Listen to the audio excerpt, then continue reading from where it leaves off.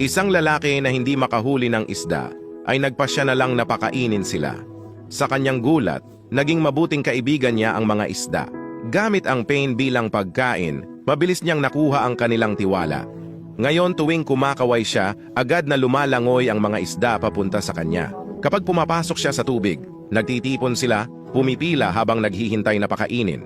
Ang mga isda ay maamo at masunurin sa kanyang presensya. Hinahayaan siyang hawakan sila nang hindi umiiwas. Pagkatapos magpakain, lumalangoy ang lalaki kasama nila. Tinutulungan silang tunawin ang kanilang pagkain habang ang mga isda ay pumapalibot sa kanya ng protektado. Sa paglipas ng panahon, mas marami pang isda ang nagsimulang magtiwala sa kanya kahit na ang ilan sa mga mas maliliit. Para na siyang tagapag-alaga sa kanila, maingat na binibigyan sila ng balanseng dieta. Ang ilan ay lumaki na ng higit sa 10 libra sa ilalim ng kanyang pangangalaga.